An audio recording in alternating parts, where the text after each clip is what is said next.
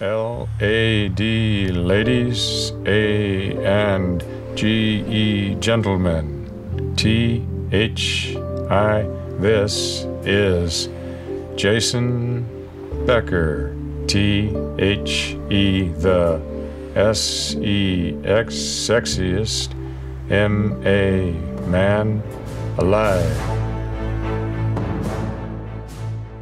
আপনি কি জানেন মাত্র 20 বছর বয়সে এক তরুণ গিটারিস্টকে বলা হচ্ছিল নতুন জিমি হেন্ড্রিক্স? তার নাম জেসন বেকার।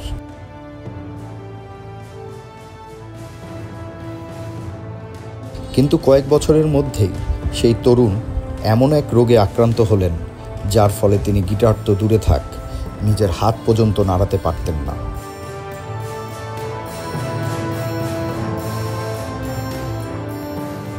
জেসন বেকার জন্মগ্রহণ করেন ক্যালিফোর্নিয়ায় এক সঙ্গীত প্রেমী পরিবারে। মাত্র 5 বছর বয়সেই গিটারের প্রেমে পড়েন। দিনের পর দিন, ঘন্টার পর ঘন্টা অনুশীলনে নিজেকে ঢেলে দিতেন।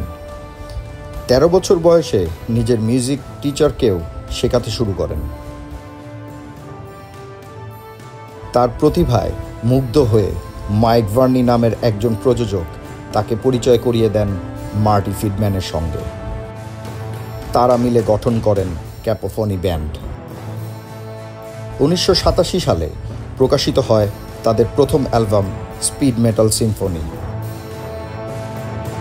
এই অ্যালবামে জেসনের বাজানো স্পিড, টেকনিক আর আবেগ সব মিলিয়ে ছিল অসাধারণ।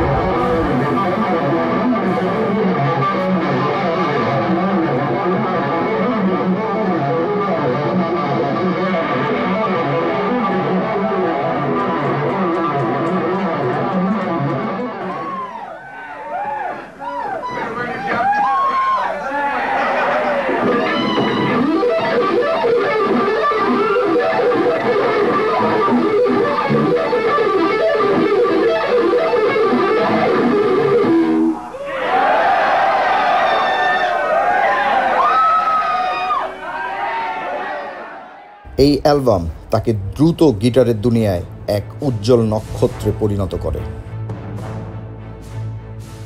এর মাত্র 1 বছর পর 1988 সালে জেসন বের করেন তার নিজের প্রথম একক অ্যালবাম পারপিচুয়াল বার্ন। এটি ছিল একটি গিটারের ইনস্ট্রুমেন্টাল মাস্টারপিস, যা আজও বহু গিটারের অনুপ্রেরণা।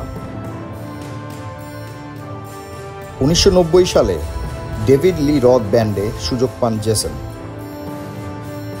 যেখানে তিনি স্টিভ ভাইকে রিপ্লেস করেন। আর স্টিভ ভাইকে তা নিশ্চয়ই আপনারা সবাই জানেন। কিন্তু ঠিক সেই সময় জেসনের শরীরে দেখা যায় এক অদ্ভুত ব্যথা। শুরু হয় লিপ করে হাঁটা, পরে ধীরে ধীরে দুর্বলতা। অবশেষে তিনি জানতে পারেন তিনি আক্রান্ত ALS নামক একটি দুরারোগ্য স্নায়বিক রোগে। ডাক্তাররা বলেন আর তার 5 বছরের বেশি বাঁচার সম্ভাবনা নেই। তবে এখানেই থেমে যায়নি জেসন। হাত না চললেও তিনি সুর তৈরি করেছেন চিবুকের হালকা ক্লিক আর চোখের ইশারায়। When he could no longer move his hands, he used a computer. He had a special visor with a sensor on top that moved the cursor on the screen. When Jason opened his mouth, his chin clicked the mouse. But as Jason's health got worse, he lost the ability to speak and even to move his head. Jason worked on this new music with his friend and producer Dan Alvarez. Again, they composed at a computer, but this time Jason had to relay his ideas through his father or another interpreter. You want thicker chords? Right. Big-name guitarists, including Steve Vai, Joe Satriani, and many others, played on the final recording. Jason even worked in some sound from his ventilator. তার বাবা তৈরি করেন একটি alphabet board, যার মাধ্যমে Jason কথা বলেন। বিশ্বের অনেক বড় বড় গিটারিস্ট যেমন স্টিভ ভাই, জো স্যাট্রানি, পল গিলবার্ট সবাই মিলে তার জন্য কাজ করেন। 2018 সালে মুক্তি পায় তার অ্যালবাম ট্রিম্প অন হার্টস, যেটি তার জীবনের চেয়েও বড় একটি বার্তা দেয়। যুদ্ধ ছাড়বেন না, যতই কঠিন হোক না কেন। আজ জেসন বেকার 53 বছর বয়সে জীবিত আছেন, তার মা বাবার পরিচর্যায়, যারা নিজেরাও বয়সের ভারে নুয়ে পড়েছেন। জেসনের লেসনকে বলা হতো গিটারের বাইবেল।